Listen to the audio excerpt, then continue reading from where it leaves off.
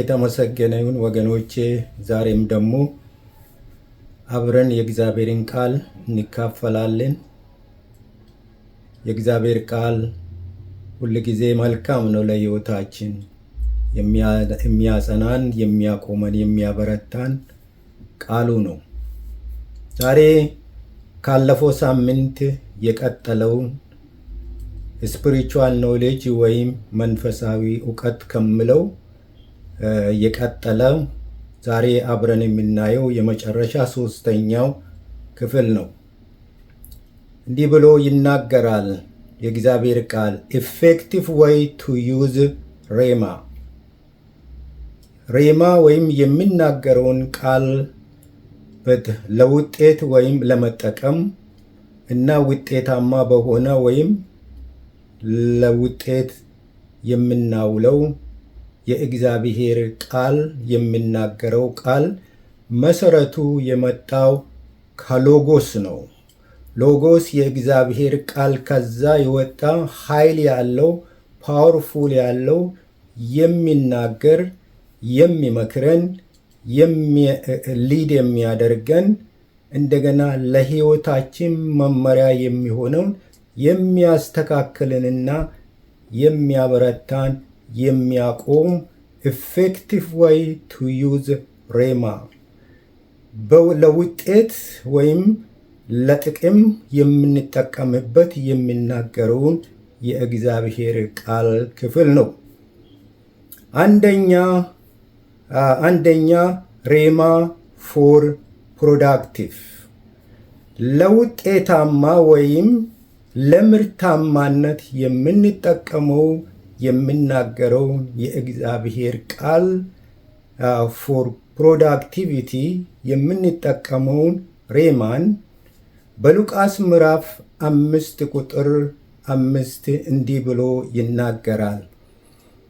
ሐዋርያቶች ጌታ ኢየሱስ ክርስቶስ አሳ በሚጠይቅበት ጊዜ እንዲህ ብሎ ነው፣ ሌሊቱን ሁሉ ስንደክም ምንም አሳ አልያዝንም፣ ሌሊቱን በሙሉ ደከምነው፣ አሳውን ለመያዝ ምንም አላገኘንም፣ መያዝ አልቻልንም ብሎ ለጌታ ሲመልሱ እናየዋለን።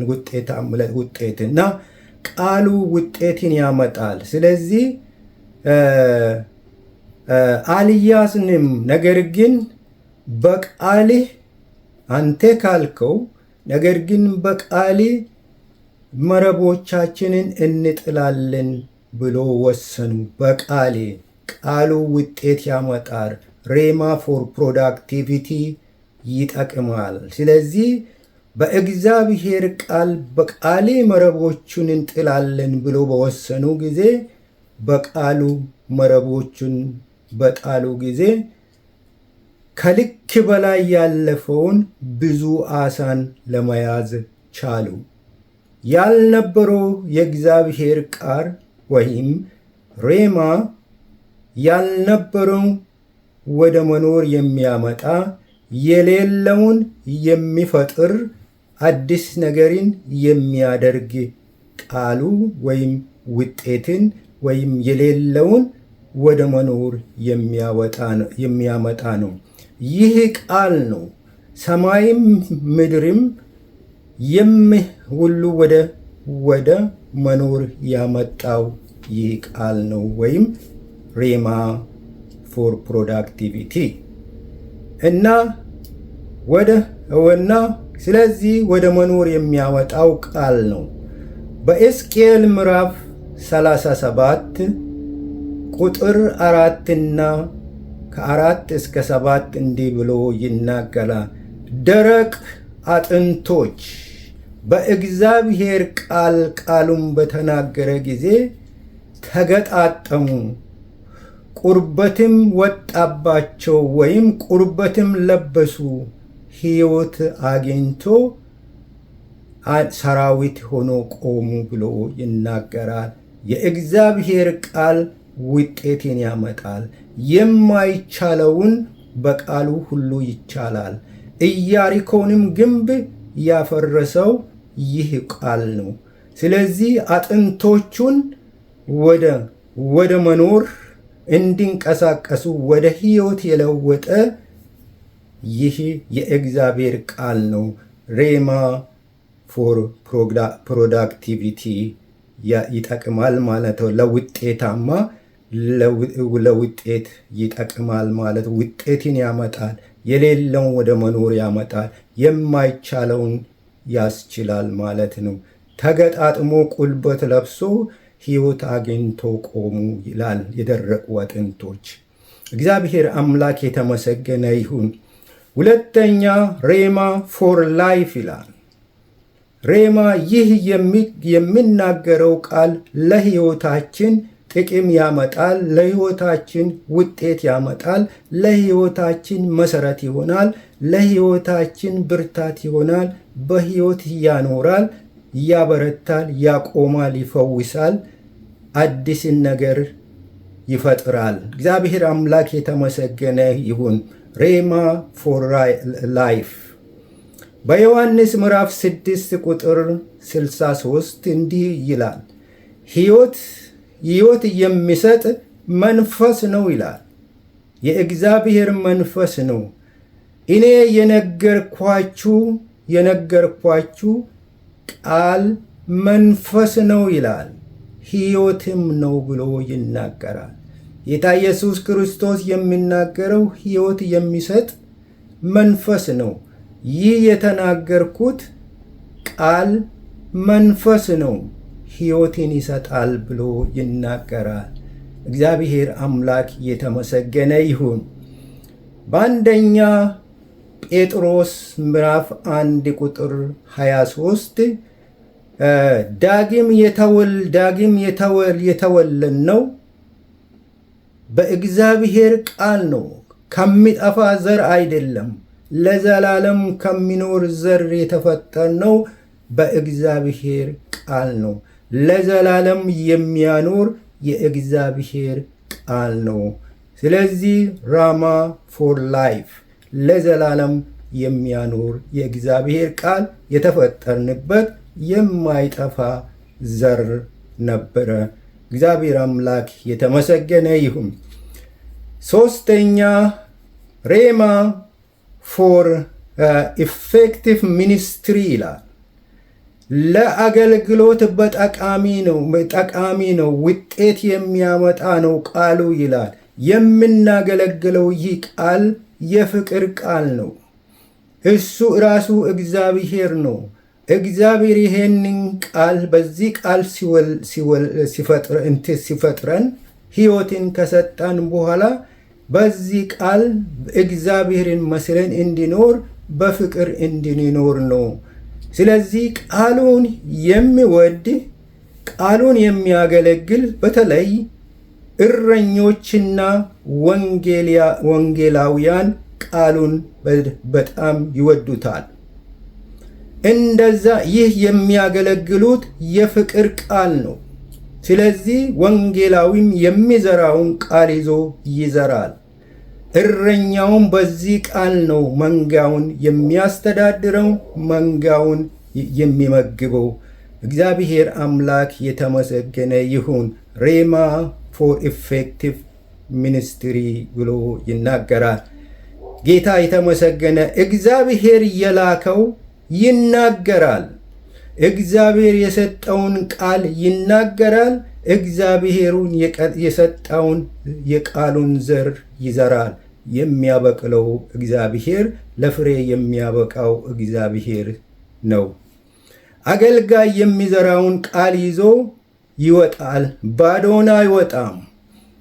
የሚዘራውን ይዞ ይወጣል። በተሰማራበት ሁሉ የሚዘራውን ዘር ይዞ የቃሉን ዘር ይዞ ይወጣል፣ ይዘራል ማለት ነው። እግዚአብሔር አምላክ የተመሰገነ ይሁን። ቃሉ ድፍረትና ኃይል ይሰጣል። በእምነት ያበረታዋል፣ ያጸነዋል። እግዚአብሔር አምላክ የተመሰገነ ይሁን። ሬማ ፎር ኢፌክቲቭ ሚኒስትሪ። እግዚአብሔር አምላክ የተመሰገነ። በዮሐንስ ምዕራፍ 3 ቁጥር 34 እንደዛ ነው። እግዚአብሔር የላከው ቃል ይናገራል ብሎ የሚናገረውም ለዚህ ነው። ይህ የእምነት ቃል፣ የሚያበረታ ቃል፣ ድፍረት የሚሰጠው ቃል፣ እንደገና እና የሚያጸናው ቃል፣ የሚያበረታው ቃል ሬማ ፎር ኢፌክቲቭ ሚኒስትሪ። እግዚአብሔር አምላክ የተመሰገነ ይሁን።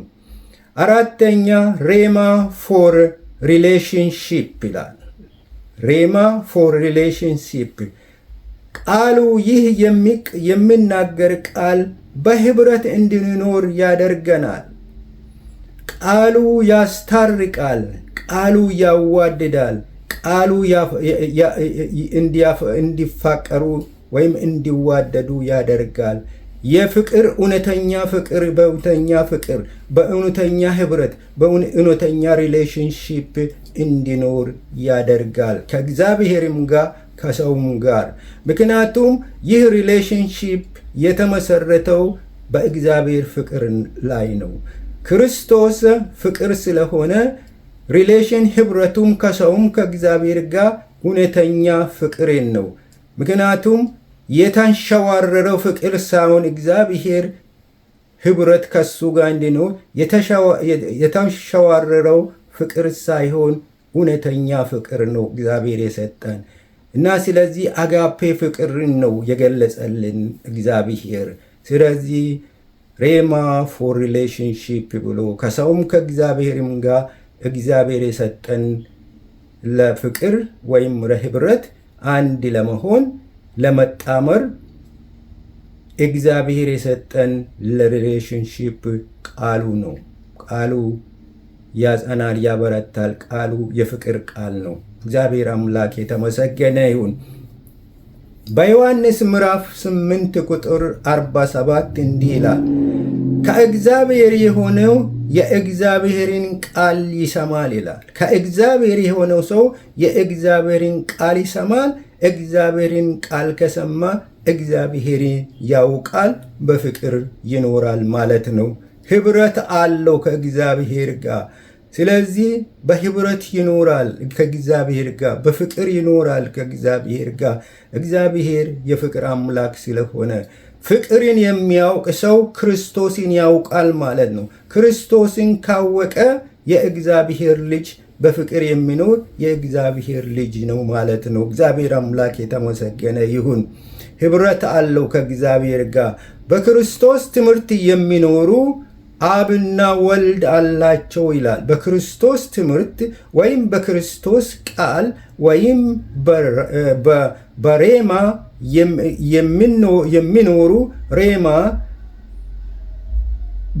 ከአብና ከወልድ ጋር እንዲኖሩ አብና ወልድ እንዲኖራቸው ያደርጋል። በሁለተኛ ዮሐንስ 1 ቁጥር 9 እንዲህ ይላል፣ በክርስቶስ ትምህርት የሚኖር አብና ወልድ አለው ይላል። በእግዚአብሔር በሬማ ወይም በሎጎስ የሚኖር የሚያውቅ በህይወቱ የሚጠቀም አብና ወልድ አለው፣ ህብረት አለው ከእግዚአብሔር ጋር፣ ሪሌሽንሺፕ አለው ከእግዚአብሔር ጋር ብሎ ይናገራል። እግዚአብሔር አምላክ የተመሰገነ ይሁን። አምስተኛ ሬማ ፎር ፉልነስ ኦፍ ዲዛይር ይላል። ሬማ ፎር ፉልነስ ፎር ዲዛይር ብሎ ይናገራል። ለምንወደው ነገር ወይም ለምንፈልገው ነገር ለስሜት ማለት ለጥቅማችን የሚሆነው የእግዚአብሔር ቃል ወይም ይህ የሚናገር ቃል ይናገራል። ምክንያቱም በዮሐንስ ምዕራፍ 15 ቁጥር 7 በእኔ ብትኖሩ ይላል። ቃሌንም ብትሰሙ ማለት ነው። በእኔ ብትኖሩ ከኔ ጋር ህብረት ቢኖራችሁ ቃሌን ብትሰሙ ከኔ ጋር አላችሁ፣ ለምኑት ይሰጣችሁማል ይላል። በቃሌ ለምኑት ይሰጣችሁማል። ፎር ዩ ዲዛይር የምትፈልጉትን ነገር ለምኑ ይሰጣቸዋል ወይም ይሆንላችኋል ብሎ ይናገራል። እግዚአብሔር አምላክ የተመሰገነ ይሁን። በማቴዎስ ምዕራፍ 7 ቁጥር 7 እንዲህ ይላል፣ ለምኑ ይሰጣችሁማል፣ መዝጊያውን አንኳኩት ይከፈትላችኋል ብሎ ይናገራል። በቃሉ ሬማ ፎር ዩ ዲዛይር ፎር ዩ ፉልነስ ዲዛይር ሙሉ ወይም የምትፈልጉትን ነገር በቃሉ ለምኑት ይሰጣችሁማል ይላል። ስለዚህ ለምንፈልገው እንደ ቃሉ ብንጠይቅ ከእግዚአብሔር እናገኛለን እና በሩም ብናንኳኳ ወይም በእግዚአብሔር ፊት ብንጸልይ እግዚአብሔር ይሰማናል። የእግዚአብሔር ጸሎት እግዚአብሔር በሩን ስናንኳኳ ይከፈትላቸዋል፣ እግዚአብሔር ይሰማቸዋል ብሎ ይናገራል። እግዚአብሔር አምላክ የተመሰገነ ይሁን። ይህንን አምላክ ነው የምናመልከው። ስለዚህ ስድስተኛ ሬማ ፎር ፌዝ፣ ይህ የሚናገር ቃል ለእምነታችን ለክርስትና እምነታችን በጣም ይጠቅማል።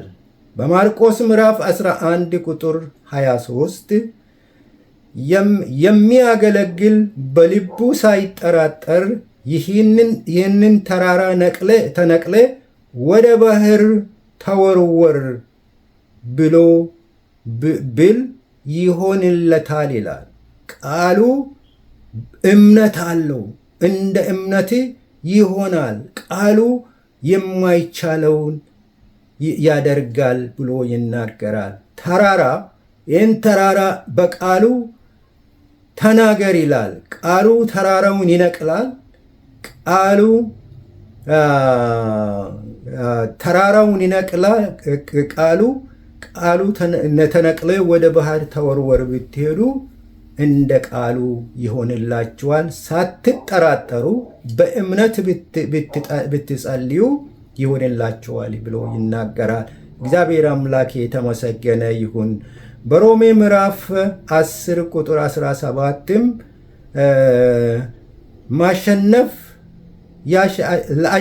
ለማሸነፍም ቃሉን መያዝ ያስፈልጋል። የእግዚአብሔርን ቃል አሸናፊ ለመሆን ቃሉን ይሄንን ሬማ ወይም ፎር ፌዝ በእምነታችን አሸናፊዎች እንድንሆን አንደኛ ይህ የሚናገር ሬማ ይህንን ቃል በደንብ መያዝ ያስፈልጋል። ሁለተኛ መንፈስ ቅዱስን ማዳመጥ ያስፈልጋል። ቃሉ መመሪያችን ነው። ሬማ ለሕይወታችን መመሪያችን ነው። እንደገና ሊድ ያደርገናል፣ ይመልሰናል፣ ያስተካክለናል። በመንገዱ በሕይወት እንድንኖር ያደርጋል። እግዚአብሔር አምላክ የተመሰገነ